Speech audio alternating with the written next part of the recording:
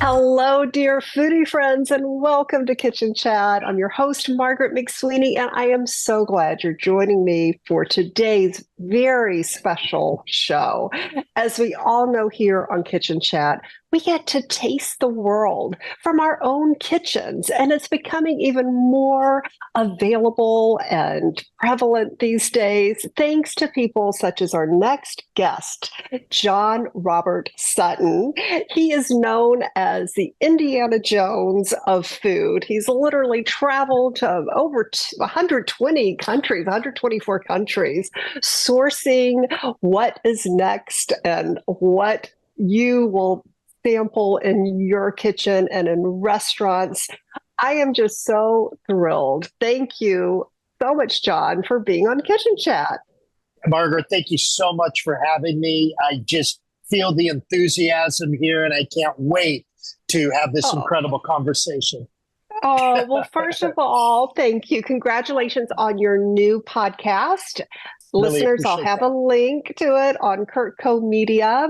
He has the new podcast called Foods That Matter and some fascinating discussions, and we'll touch upon that. But before we begin your incredible international journeys, I want to start at home. What is your favorite childhood taste memory, John? And did that influence at all this incredible journey in food that you continue? Yeah, you know what? It did. I mean, I look at one of my neighbors who worked in Beverly Hills growing up, and I was the youngest of six kids, and he would bring things back from the premier market in Beverly Hills, which at that time was so far advanced. So to get the best strawberries and the best fruits and the most interesting breads, and to be able to taste that and have that shared, showed me that there was so much more outside of just your average grocery store with a mother with six children would go and have to shop. So that quote, fancy food was introduced to me at a young age, which made me realize, wow, there's such a vast expanse out there. Absolutely. Tasting the world for sure. And today, dear foodie friends, you might be shocked by some of the things that this food archaeologist has uncovered, but it's good to know the truth, and it will take us all on a wonderful journey. We're also going to talk about trends as well. But first of all, John, can you please share with our foodie friends what was very shocking to learn about the tomato? Well, yeah, I mean, people think, oh, Italians and tomato sauce and all of that. No, the Mayans were making tomato paste way before the Italians did, because the first time a tomato was ever discovered or, basically shown to the Western world was on one of Columbus's voyage when he was in the area of Costa Rica, and a canoe paddled up and gave him his gift of this tomato plant. And then he brought it back to the court of Isabella, because it's like, imagine this beautiful plant with these red Christmas bulby things on them. That was beautiful. And then people figured out, wait a minute, this tastes good. And then at that time, Spain, had Naples as part of its kingdom. So tomatoes and tomato sauce started growing around Mount Etna. And then from there, the rest of history, the Italians kind of adopted that. Yes, but tomatoes are genetically from, the Costa Rica, Central America side of our world over here. That is incredible. But I love how they became pollinated, of course, over in Italy. So that is, they originated there, but through international travel, just as you do. I guess you are a pollinator as well, John, in terms of what you are bringing and discovering and everything. And speaking about pollinators, I think it's a very important discussion that we have about honeybees. Foodie friends, you might have seen my post recently. I had no idea. We had 25,000 Italian honeybees in the eaves of our roof. John, it was incredible. Oh, We had a wow. beekeeper come by, And Wow. it took all day to remove them, to relocate them, I'm excited to say, to a beekeeper's farm. So it's very exciting. 55 pounds of honey they removed as well. I know it Wow. was incredible from our attic essentially. So Did you get to I keep think the honey? they asked, and I'm not adventurous as you are. I think you probably would have taken it. And I guess they repurpose it to feed the bees to get them into their next hive and home. And they're happily settled in a state park down the road. So it's very, Wow. very exciting. But can you share with us throughout all of your travels? Let's talk about bees, honey, and the importance thereof. Yeah, what's interesting is that one of the most amazing historical areas of honey in the world was Knossos, which was on the island of Crete. And that was at that time, if you remember, the sugar had not, the sweet that we get from sugar was not really understood yet. So it was the honey from the honeybee that was the sweet of the day. And so Knossos built its incredible wealth on the honeybee. Now, that bee got so much of its honey around the local area of present day Crete. And it's just an incredible historical fact that flags used to fly on galleons from Rome that would be sent there to pick up jars and jars of this incredible honey from the thyme plant. So, thyme and the flower from the herb thyme is the sole point where that bee got that honey. And that's why it just tasted the best of anywhere in all of the Greek and Roman Empire in history. They said that honey tasted the best. That's amazing. Now, in Altai in Russia, in Siberia, there is the honeybee that only gets their flower from the eucalyptus tree. So when the eucalyptus tree is flowering, the honeybee is only getting its pollen from that type of flower. So when you're eating this incredible eucalyptus honey, you're just feeling like, whoa, like this big eucalyptus euphoria coming specifically from that type of honey. And, my preference in honey comes from Greece. I just think that is such a delicious historical flavor. And you really start digging down into it, and it's just an incredible history of Greek honey that more or less it's poured on top of the Greek yogurt as as a breakfast dish. And of course, Greek yogurt does not have any sugar in it. We added sugar in it here, to make it more, tasteful. But real Greek yogurt is really devoid of sugar. So drizzling that honey, which is very good for you, by the way, is what I like. Yes. Oh, I love that. Are you seeing any other unique uses of honey trending out in the world in terms of with food? I am. I'm seeing it. I'm seeing it as a natural adhesive, a natural binder to certain bars out there. So to be able to bind things together, different cereals. I've seen it.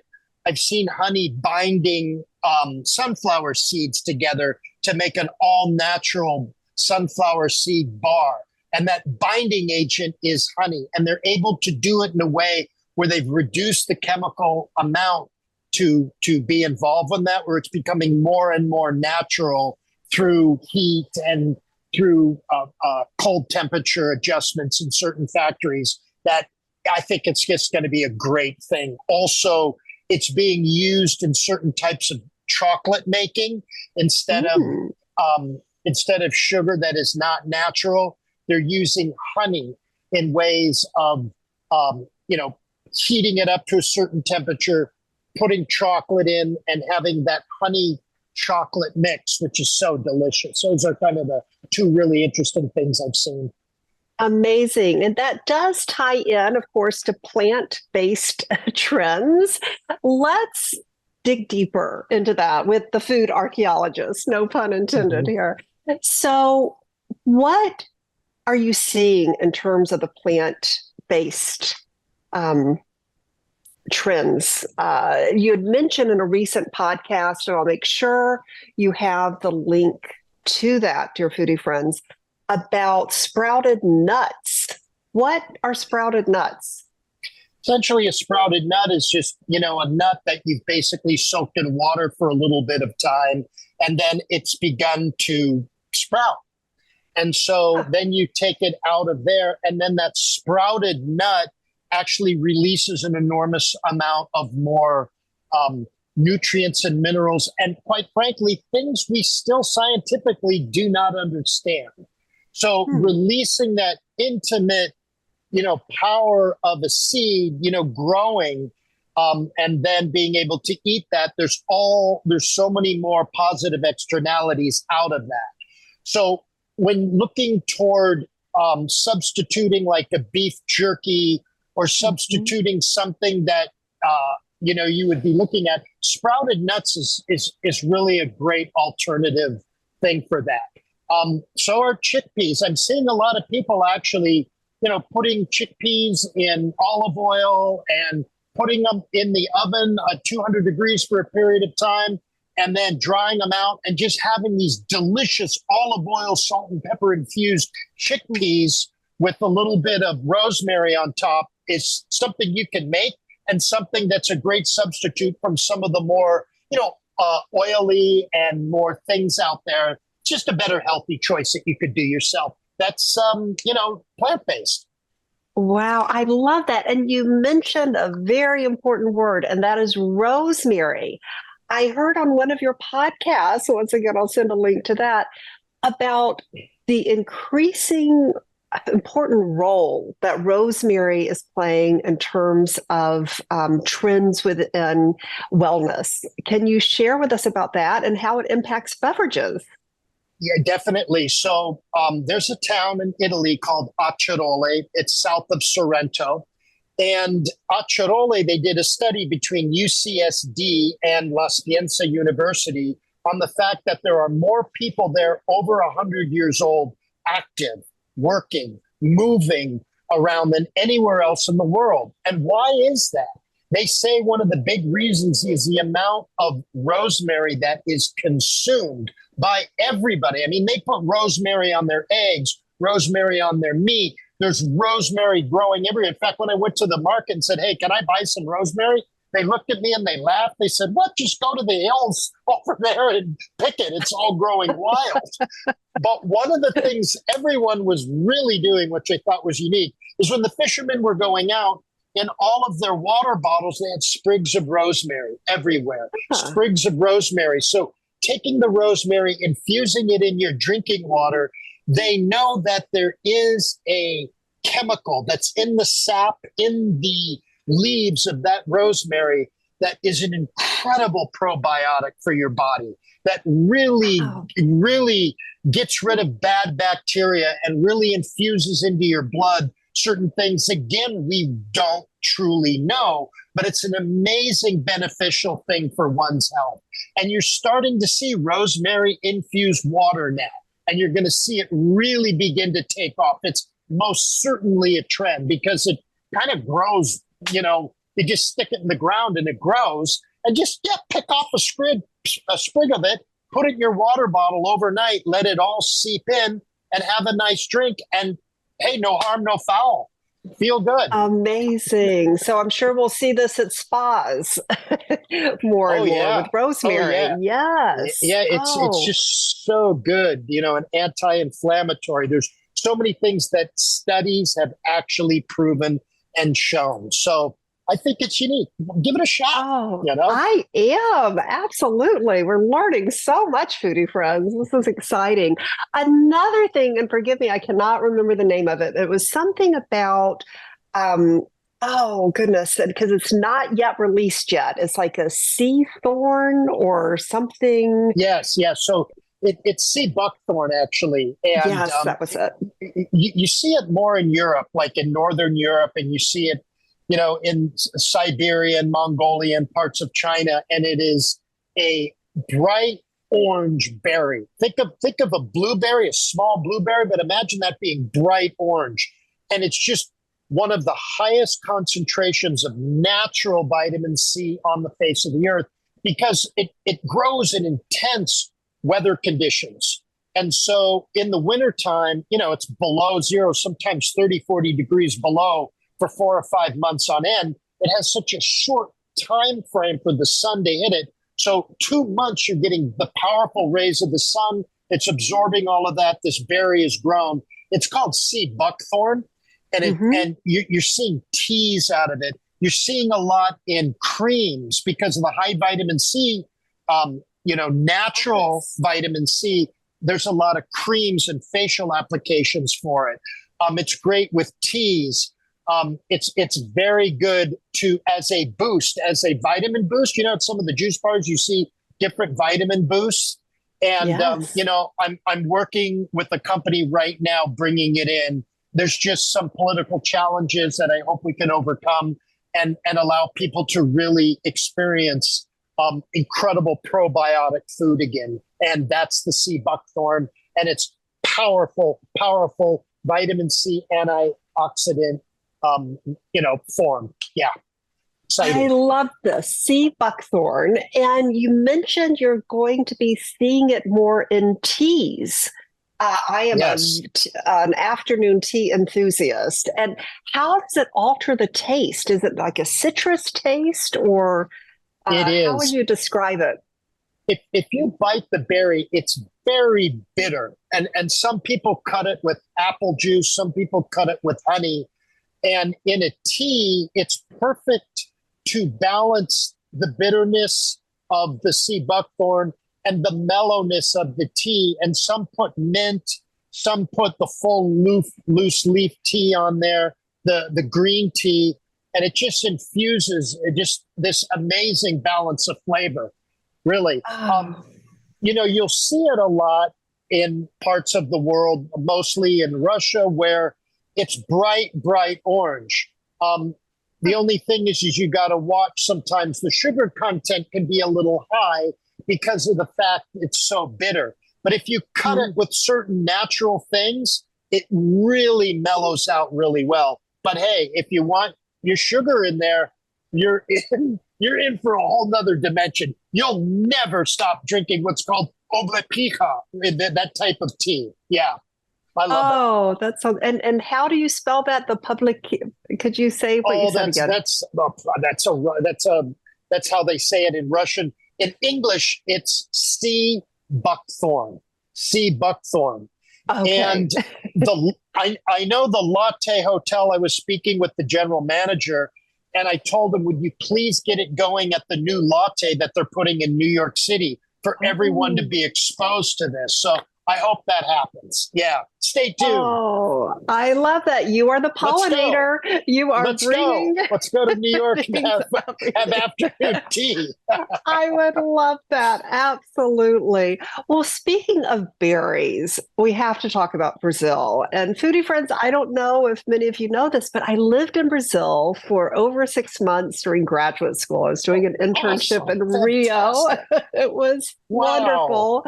And even way back then, I was introduced to the acai berry and also guaraná and the bachita, where it was the basically smoothies before we really had smoothies here.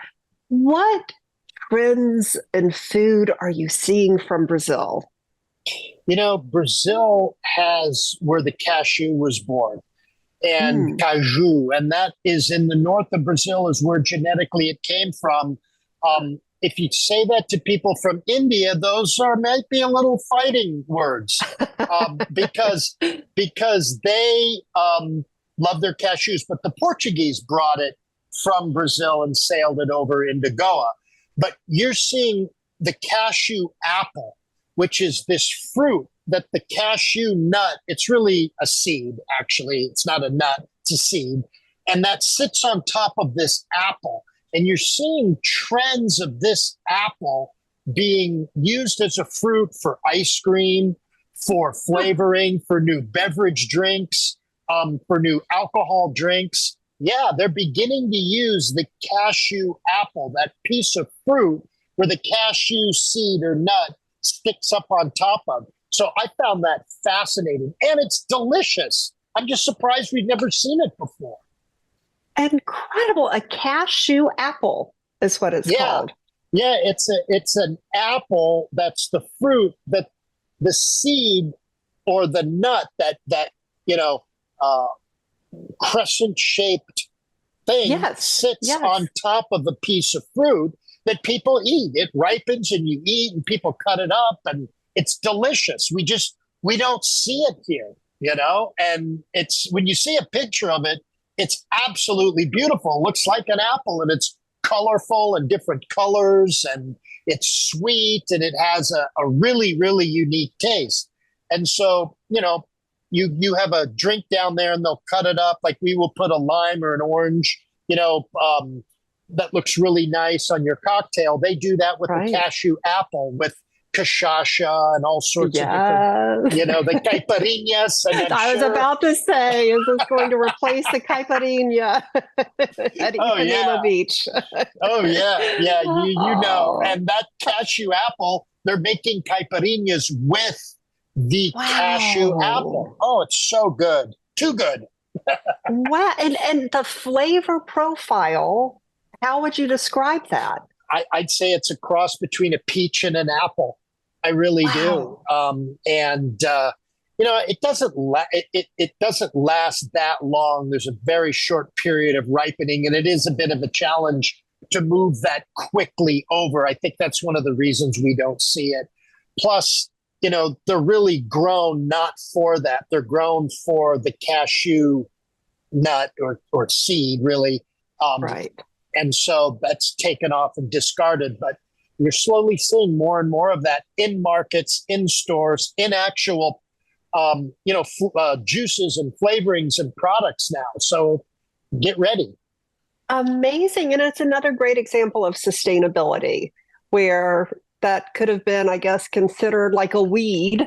They really wanted the nut and not the fruit. And now it's being repurposed. That's great. Correct. And what's amazing about a cashew nut is that a whole nut that hasn't been broken, there isn't a machine. They're so delicate. There isn't a machine to remove the membrane off of that to expose the nut. And that means that every single one you see, if it's a whole one, has been done by hand. That's why they're so expensive. All the ones that are broken are because a machine had done it. So, I really have a soft spot in my heart for all those people that are taking individually those off of there. Yes. Oh, amazing. So let's continue traveling the world as we chat. And with a seagull over your shoulder, I love the ambience of that on cue. We're taking flight too. It isn't lunch yet. Hold on.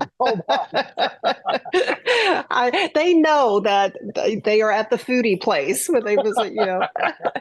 But let's travel to France. You, in a recent podcast, talked about wild French cheeses. Can you share with us about this trend? Yeah, well, in the U.S., most of our cheese is dead. I mean, it's been pasteurized. There's nothing living in there. So we tend to see cheese totally different than the French do. So, for instance, we're always serving cheese before the meal. In France, that's just unheard of. Right. You eat cheese after.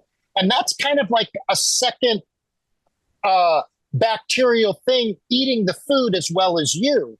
So all of that living bacteria in blue cheese and in camembert, you eat that after dinner and it goes into your system and it's attacking the food and the bacteria as well as you are. And that's why they say a lot of French are thin, because of this cheese consumption that's a living culture after the meal, not our cheese consumption, which is dead cheese with nothing live in there that we're just eating before. So I thought, I didn't know that. And that was a big revelation to me, which is a shame now, because when I'm back here, I'm eating cheese before the meal and I'm wondering, let me just keep quiet. None of my business. But I thought I'd share that with the podcast and with you. Very interesting. I love that. Well, maybe the cheese before dinner can be a prebiotic. I like it. You're right. You're so right. Yeah. Still has purpose. I loved also hearing in one of your podcasts about the best caviar in the world. Can you share with us about that? Well, yeah. I mean, being in Ostrahan, which is really where the giant river sturgeon of the Volga came out into the Caspian Sea. So it has hundreds and hundreds of years of of production down there. Right. And so it's all natural and wild.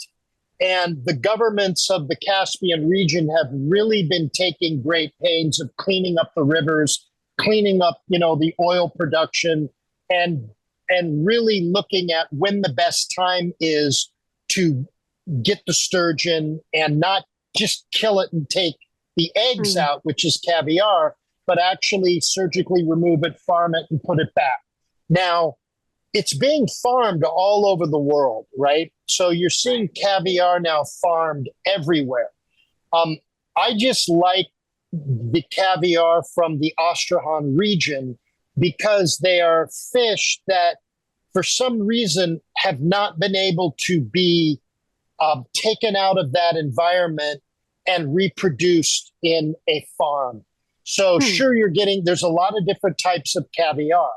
And this type of caviar, which is there, is just so delicious and so creamy. My other favorite type of caviar is from Kalix. It's a city in northern Sweden, and it's called Kalix caviar. It's served at the Nobel Prize dinner. Okay. Wow. and it's incredible. And it's a small golden egg from a mullet that is from the cold sea that comes in, and it spawns where these two rivers meet in the Kalix Bay area. Now, what's so interesting about that? There are trace amounts of gold in one river and trace amounts of silver in the other. And those two rivers meet, and the fish are all been over there, for hundreds, if not millions of years. And you get this incredible golden caviar from Sweden called Kalix. And it's really one of their only, PODs, or one of their only marks. Like champagne can only be from champagne. Tequila can only be tequila.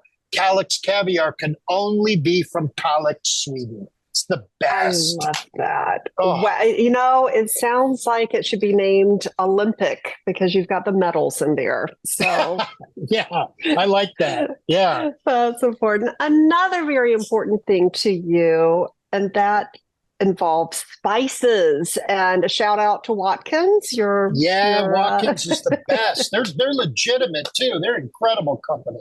Yes. Great. Tell us about spices, trends in spices, and a little bit about Watkins, if you'd like. Yeah, when you look at spices, so many of you really don't know where they come from, and when you actually turn around the bottle, you got to be careful, because spices can bring a lot of non-organic elements with you. Watkins takes great pains to actually go around the world and find the organic sources, and they're pretty tough. I mean, because you can go and if it's not organic, you could have it tested and you'll be in big trouble. So they have a really great sourcing department that does this. And trends I see in different spices is za'atar. So za'atar is a Middle Eastern spice, and you're seeing that on flatbreads. You're seeing za'atar sprinkled on eggs. I just love za'atar. I was just in Kuwait 4 days ago, and I noticed that they had this incredible fish market, one of the biggest, largest fish markets I've seen in the Gulf. And they had giant corbina, and they were roasting the corbina like a chicken over coals and sprinkling fresh za'atar and lemon over this corbina fish. It was the most delicious thing I've seen. And so I would start looking at za'atar as a spice, just to put over some olive oil and bread to start.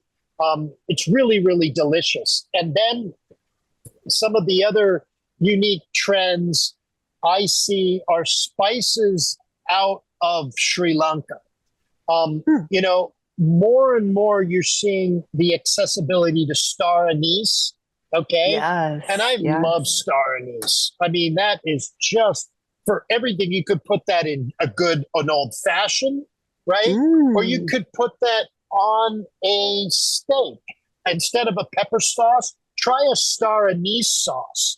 And it will really change. It will really change. You'll have fun. You know, your brain will have a good time. It'll have something new. It'll be a joy. You know, star anise. Try it Yes. out.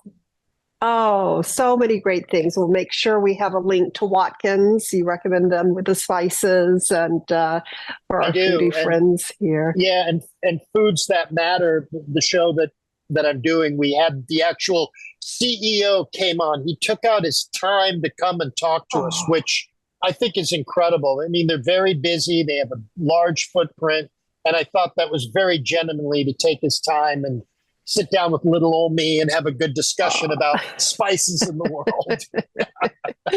I love that. That's important because we have to have spice in life. That's right. Absolutely. Very important. What do you see beverage wise that is really surprising you with trends? I know we talked about that great cashew apple, but what else are you seeing in terms of the actual beverages? You know, I'm seeing a lot of beverages with actual tea in them. You know, Oh, and you know, I'm seeing a lot of teas like green tea and black tea that are infused with different flavors that are more and more coming onto the marketplace. I think people are looking for a delicious alternative toward more sugar forward drinks that are out there. hmm, And people can just relate to the word tea. They know what it is. I mean, we all know what iced tea is, but yes. now to have those flavored teas come out that are put into different beverages, I see quite a bit now. Yeah. Wonderful. Now, in one of your podcasts, you mentioned about the special flour. Was it called tortilla? What was the name of the flour that is being used in tea that you're seeing? Yeah. Okay. So it's a red. Um, oh, yeah. It's It's okay. We can just edit totally this through. out. No worries. Sorry, I Yeah. didn't mean to, No, no, but I but thought it's that on was the. so interesting. It was It's on that travel that okay. matters. Yes. Okay. So that is a hibiscus flower, and it is a Ah, red hibiscus flower that you pick and you dry it. All right. And then you put it in water and boil it, and all of the red comes out. And then oh, you mix a little bit of sweetener with it and you mix water with it, and it becomes a drink called Jamaica. And it's mm, a you go like you have iced tea here. Every restaurant in Mexico has a beverage called Jamaica, and you can go to your local store and get the Jamaica flowers, which is hibiscus flowers, the red flowers. wow. Boil it, get and then strain the flowers out of there. Now you have your tea, and then add water and add sweetener to it, and that's called Jamaica. It's very good for your stomach. It's incredibly good for digestion, and it Mm. really is a great beverage to drink, in the afternoon if you're really hot. It just has that cooling effect for your body that's exceptional. And I love that drink. I am surprised that I think in our lifetime we will see hibiscus or Jamaica in so many more restaurants in the US than we do today. I just don't know why it hasn't caught on more. If I was hot and humid and had my choice between iced tea or Jamaica, Jamaica hands down. Amazing. So something definitely for us all to be on the lookout for at restaurants, but also bring it home because it's all about tasting the world from our countertops as well as in restaurants too to be celebrated.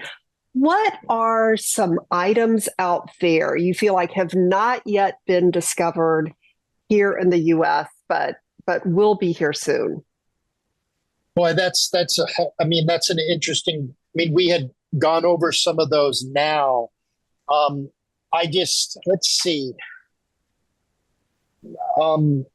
There's a lot of different discoveries that are in China. So some of these things, everything pickled, like ice. People see sauerkraut, right, as something that's pickled. But get ready, and of course, cucumbers that are pickled. But get ready for many more pickled things, because pickled, even pickled tomatoes, pickled, pickled, the crunchy, the celery, there's so many different things that you can pickle. And in China, there's like 100 things that I saw that were all pickled, and you could put on a sandwich or put on a taco, and it's just so very, very good for you. Pickled Brussels sprouts, pickled sprouts, so many different unique things, that vegetables, carrots, so many things can be pickled, because basically it's the use of vinegar and some sugars, and over time, it slightly, slightly disintegrates in there. And then you have these amazing kimchi is something that's pickled. That's the spicy, cabbage from the Koreas. And so you're going to see a lot more of these coming in, and as one should, because it's very, very healthy for you. It is a longevity, part of the longevity diet. Wow. John, this has been so insightful. I'm sure the foodie friends will agree. Thank you for sharing with us the trends, the taste, and your travels today here on Kitchen Chat. Yeah, I really appreciate it. And you and I, it would be fun to go on a trip together. Yes, we have to. And you know what? We'll bring your entire audience with us wherever we go. Absolutely. That will be so much fun. I cannot wait to further share all of your travels. So, foodie friends, I'll provide the link to Foods That Matter, a new podcast on Curtco Media hosted by Robert Sutton, and also some of the pictures. I'll try to find pictures of some of the great items you had mentioned today. But thank you, John, and thank you, dear foodie friends, for joining me on this very special journey. And always remember to take a moment and savor the day.